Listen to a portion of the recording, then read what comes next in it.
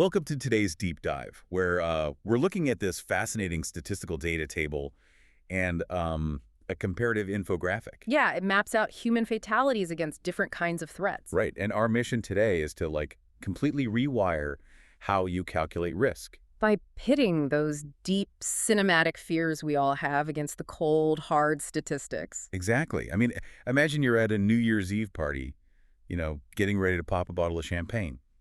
Or taking a peaceful walk under a snow-covered roof. You feel perfectly safe, right? Totally. Yet, statistically, you are in significantly more danger right in those moments than if you were, say, swimming in the deep, dark ocean. Which sounds crazy, but our modern environment is just flooded with hidden hazards. Hazards our brains simply don't register as threats. Because we're running on outdated software, basically. You nailed it. We're walking around with prehistoric risk assessment software that is, frankly, drastically mismatched for the world we actually live in. And that mismatch really jumps out when you look at the ultimate symbol of danger in the data, which is the shark. Oh, yeah.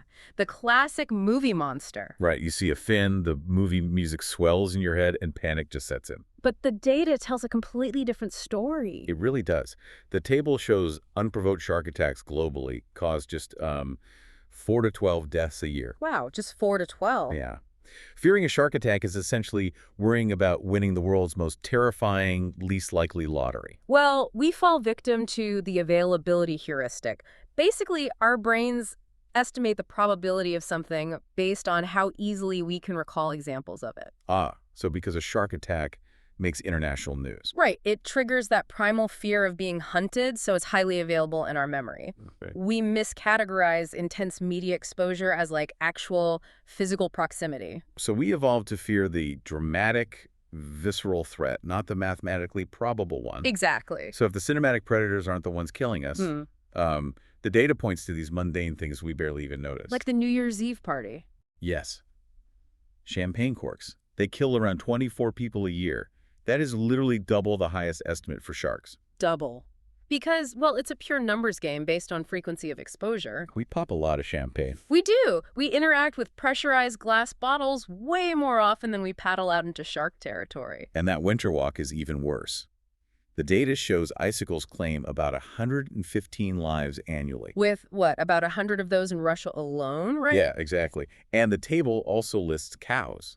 They cause 200 to 300 deaths a year from trampling or kicking. Right, and fallen coconuts outrank sharps, too. So a tropical farm is basically a statistical hazard zone. Totally. And our brains don't code a cow or a coconut tree as a threat because, they don't have fangs and claws. There's no dramatic movie about a killer coconut. Right. We have a massive cognitive blind spot for the ubiquitous. The danger of the mundane is just its omnipresence. Now, I get the frequency argument for cows and icicles, but I was struggling a bit with the numbers on domesticated animals. Oh, the dog statistics. Yeah, the data shows dogs cause over 25,000 deaths a year, mostly through rabies and bites. It's a huge number. It feels like a contradiction.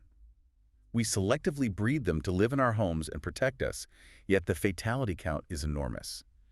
Are we just overriding our survival instincts because they're cute? Well, it's partly that emotional override, sure, but it's largely about the sheer scale of the interaction. Because they're everywhere. Right. Humans and dogs live in incredibly close proximity across the entire globe, particularly in areas lacking widespread rabies vaccination programs. That makes sense. Yeah, when you have billions of daily interactions, even a minuscule percentage of negative outcomes aggregates into a massive raw number.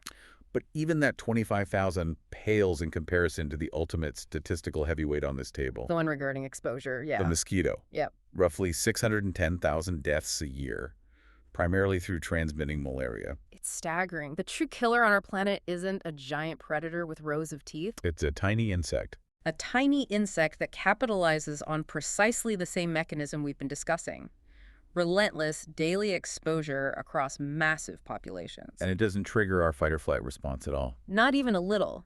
Yet it's the apex vector of disease. So we spend all our energy dreading the incredibly rare, 4 to 12 death ocean predator. while completely ignoring the deadly reality of a popped cork. Or a falling icicle, or a buzzing mosquito in the backyard. We just let the drama of the threat override the actual probability of the threat. Which leaves you, the listener, with this to chew on as we wrap up. It's a great question. If human instinct is this flawed at assessing physical threats, Prioritizing cinematic jaws over a tiny buzz. right, then how might this exact same cognitive blind spot be distorting how you evaluate risks in your career, your finances, or even just your daily decisions?